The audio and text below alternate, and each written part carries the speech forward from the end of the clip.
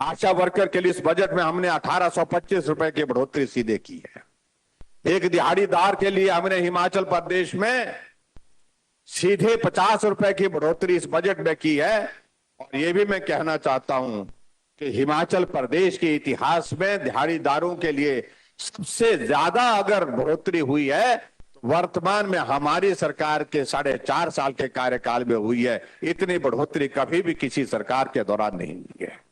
50 रुपए दिहाड़ी का अभिप्राय है कि एक महीने में उस मजदूर की आय जो है 1500 रुपए बढ़ी है।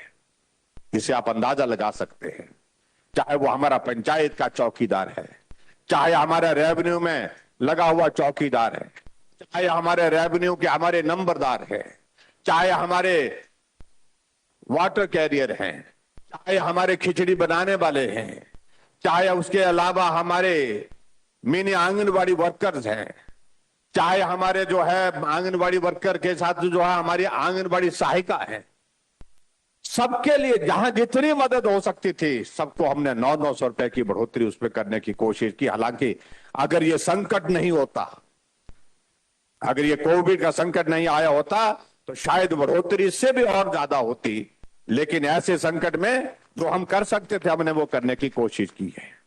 इसलिए भाई और बहनों, बहुत लंबी बात नहीं कहता हूं मैं। आज के इस कार्यक्रम में जब डॉक्टर यशवंत सिंह परमार जी की भी आज पुण्यतिथि है, जिन्होंने हिमाचल का निर्माण किया और हिमाचल प्रदेश अस्तित्व में आया, और उस वक्त से आज तक हिमाचल प्रदेश ने जो सफर पूरा किया है, उस सफर के सहयोगी आप सब लोग रहे। आप सबका भी उसमें बहुत बड़ा योगदान रहा है।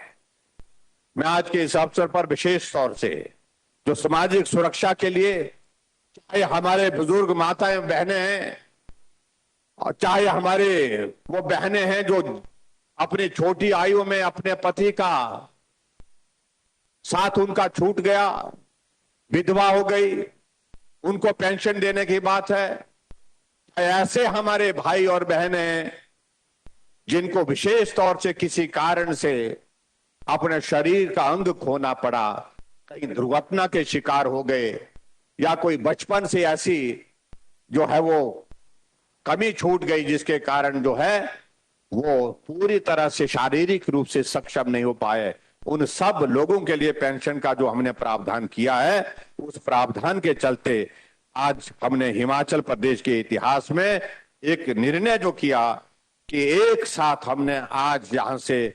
6,35,375 लाभार्थी जो हैं उनके खाते में 280 करोड़ रुपए आपके सामने यहां से उनके अकाउंट में डाले हैं। उन सभी को मैं बहुत बहुत बधाई देता हूं, बहुत बहुत शुभकामनाएं देता हूं।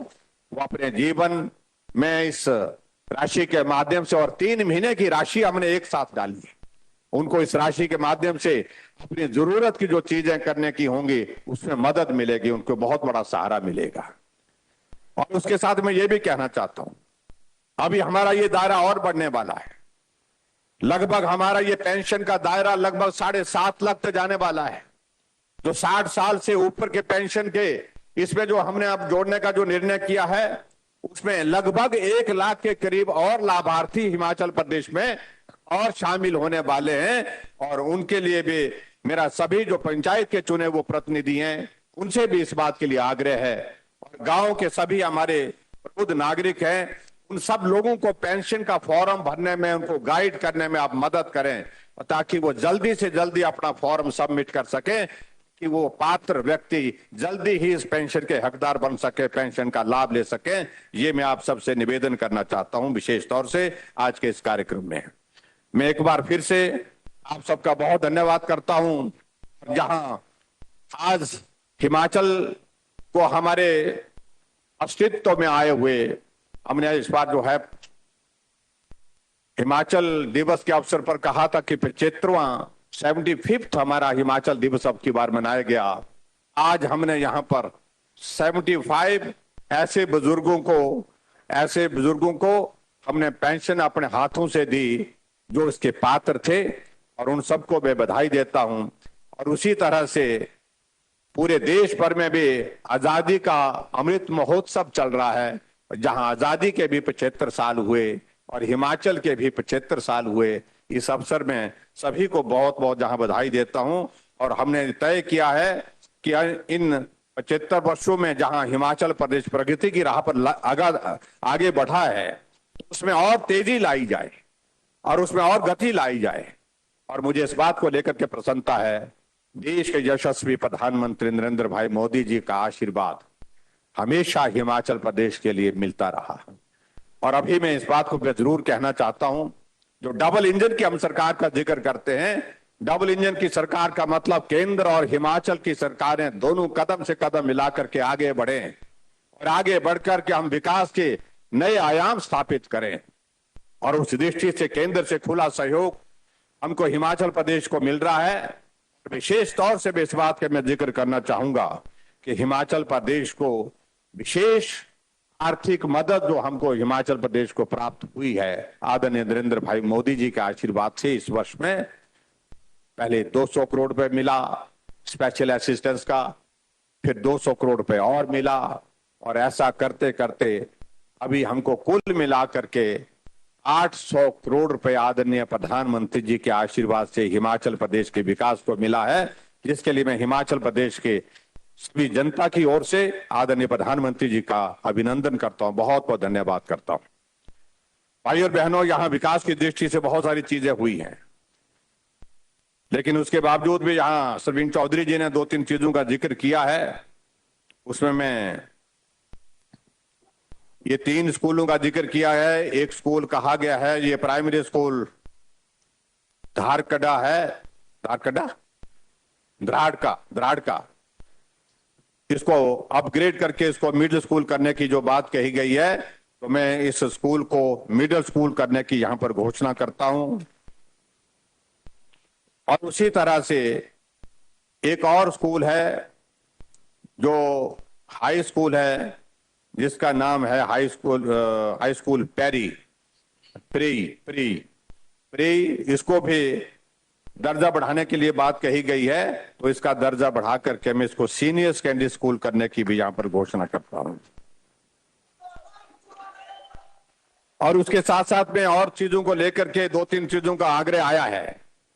एक तो बीबीए और बीसीए के लिए जो क्लासेस यहां पर गवर्नमेंट कॉलेज शाहपुर में यहां पर शुरू करने की बात कही है, ये सेल्फ फाइनेंसिंग में हमने तय किया है, सेल्फ फाइनेंसिंग में ये हो जाएंगी।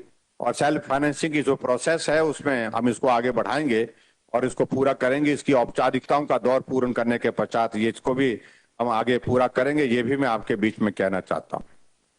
और उसी तरह से एक यहां पर सीनियर सेकेंडरी स्कूल, क्या नाम है, घरो है, यहां पर कॉमर्स की क्लासेस करने की शुरुआत करने की बात कही गई है।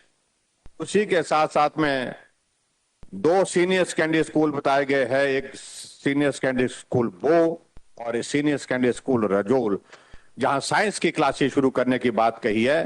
वो मैं घरो में कॉमर्स की और जो बो और रजोल में साइंस की क्लासेस शुरू करने की भी यहां पर घोषणा करता हूं, ताकि ये बच्चों को पढ़ाई करने के लिए एक सुविधा मिले। एक और बात जो कही गई है, वो बात कही गई है कि यहां पर शाहपुर में डीएसपी का ऑफिस खोलने के लिए, इसके लिए जो है वो मैंने डिपार्टमेंट को कहा है इसको एग्जामिन कर लें, इसको प्रोसेस कर लें, और प्रोसेस करने के बाद क्योंकि इसके लिए कुछ पैरामीटर्स होते हैं, उस पैरामीटर के आधार चीजें हमारे सामने आएंगे, उसके आधार पर हम निर्णय लेंगे और आने वाले समय में इस बात पर भी सहानुभूति पूर्वक विचार करेंगे। एक और बात यहां पर कही है, जो शाहपुर में फायर ब्रिगेड नहीं है, ये बताया गया कि फायर ब्रिगेड यहां पर नहीं है। तो मैं आपके बीच में ये कहना चाहता हूं कि आज के इस दौर में, खासतौर से आज भी मैं शिमला से जब आ रहा था, कल भी रात को बहुत देर रात सोना हुआ कि शिमला में टूटीकंडी के करीब जंगल में आग लगने के कारण जो हमारे छोटे बच्चे, अनाथ बच्चे जो होते हैं, जहां उनको टूटीकंडी में उनकी रहने की व्यवस्था की होती है, वहां से रातों रात उनको शिफ्ट करना पड़ा, क्योंकि उस घर, उस जो है वो हॉस्टल में, वहां उसके करीब जो है बिजली की इसकी आग की चपेट में आने की उसकी संभावना बढ़ गई थी, आग बहुत करीब पहुंच गई थी और उन बच्चों को वहां से शिफ्ट किया है रात को। और इस तरह से मैं आज भी मैं देख रहा था, रास्ते में एक नहीं अनेक जगह आग लगी है, और ये हमारे लिए चिंता का भी विषय है। इस बार बारिश का ना होना, लंबे समय तक ना होना, सूखा की स्थिति पैदा हो जाना, ये स्वाभाविक रूप से हमारे लिए चिंता का विषय है। और ऐसे में आगजनी की घटनाएं बहुत जगह हो रही है। इसलिए जो बात यहां पर कही गई कि यहां पर शाहपुर में फायर ब्रिगेड नहीं है, तो मैं आपके बीच में इस बात का मैं जिक्र जरूर करना चाहूंगा कि आने वाले समय में शाहपुर को फायर ब्रिगेड का दफ्तर जो है यहां पर खोलेंगे, और यहां पर शाहपुर में फायर ब्रिगेड का अपनी एक व्यवस्था होगी, उस बात को हम सुनिश्चित करेंगे। ये मैं आपके बीच में कहना चाहता हूं। और इसी के साथ में अंत में एक बात मैं जो कहना चाह रहा हूं, एक बात मैं और कहना चाह रहा हूं। जो यहां कहा गया है कि डिग्री कॉलेज, हालांकि डिग्री कॉलेज तो सरवीन जी के यहां पर एक नहीं दो हैं कि तीन है? दो है, लेकिन कहा गया कि एक इलाका ऐसा है जहां पर थोड़ा सा कठिनाई का वो इलाका है। उस इलाके में वहां पर लोग मांग कर रहे हैं, वर्षों से मांग कर रहे हैं, और मैं अभी इस बात को लेकर के यहां रिपोर्ट के लिए मैंने डायरेक्टर एजुकेशन से रिपोर्ट भी ली थी। उसमें गवर्नमेंट सीनियर सेकेंडरी स्कूल बो, तरीनी, कनोल, करेरी और ब्लेड, है ना? ब्लेड, ये 5 स्कूल जो है इसके अंदर कवर होते हैं। और डिस्टेंस का कहा गया कि 10 से 12 किलोमीटर का डिस्टेंस है, कुछ का ज्यादा है कुछ का कम है। एवरेज लगभग 12 किलोमीटर का डिस्टेंस बन रहा है, ये बता रहे हैं। डिस्टेंस तो ज्यादा नहीं है, कॉलेज का तो बहुत है सर। कॉलेज के डिस्टेंस ज्यादा है, तो इसलिए तो यहाँ पर टोटल पंचायतें, इसमें जो फीडिंग एरिया आ रहा है उसमें मालूम पड़ रहा है कि लगभग 13-14 पंचायतें इसके अंतर्गत आती हैं। तो मैं इस बात को महसूस करता हूं कि आजकल शिक्षा के क्षेत्र में सुविधा जितनी हम बेहतर दे सके वो देने का हमको प्रयास करना चाहिए। तो इसलिए आपके यहाँ पर जो एक मांग आई है गवर्नमेंट कॉलेज जो है धारकंडी में इसको खोलने की, तो इसकी मैं घोषणा करता हूं कि धारकंडी में डिग्री कॉलेज खोलेंगे। और डिग्री कॉलेज खोलने के साथ साथ में मुझे लगता है कि आपके इस क्षेत्र में अब लंबे समय तक कॉलेज की मांग जो है वो पूरी हो गई। अब किसी तरह से कॉलेज की मांग अब होगी नहीं, ऐसा मुझे पूरा भरोसा है। और एक बार फिर से मैं आप सबसे इस बात के लिए निवेदन जरूर करना चाहूंगा। एक बिल्डिंग जो है पॉलीक्लिनिक यहाँ पर शाहपुर में जो है, जिसका एस्टिमेट बन करके तैयार हुआ है एनिमल हस्बेंड्री डिपार्टमेंट की ओर से, ये हमारी बातचीत हुई है, और इसको आने वाले समय में भी इसको भी बना करके हम तैयार करेंगे। मुझे लगता है कि पूरा ये भी हो जाएगा। एक बार फिर से मैं आप सबके बीच में एक निवेदन में जरूर करना चाहूंगा कि हिमाचल प्रदेश में हम चुनाव की तरफ बढ़ रहे हैं, और चुनाव के लिए जब बढ़ रहे हैं तो स्वाभाविक रूप से इस बात को लेकर के भी हमको मान करके चलना होगा कि जब हम खुले दिल से दे रहे हैं तो जब आपकी बारी आएगी तो आप लोगों को भी खुले दिल से ही देना होगा। कुछ लोगों ने ताली नहीं बजाई, वो देख रहे ऐसे। मैं बहुत बहुत धन्यवाद करता हूं।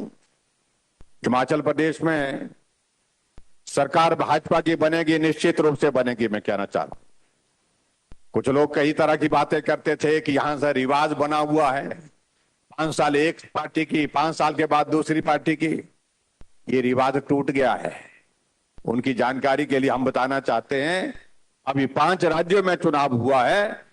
5 राज्यों में, जहां 4 राज्यों में भारतीय जनता पार्टी की सरकार थी, उत्तर प्रदेश में योगी जी फिर आ गए, उत्तराखंड में धामी जी फिर आ गए, और गोवा में सावंत जी फिर आ गए, और उसके साथ साथ में हमारे हेमंत जी आसाम में, और मणिपुर में वीरेंद्र जी वहां पर आ गए। चारों जगह भाजपा की सरकार थी, फिर भाजपा की सरकार बनी। संदेश बहुत साफ है कि रास्ता अब बदल गया है, अब सरकार के बाद फिर सरकार बनने का रिवाज शुरू हो गया है।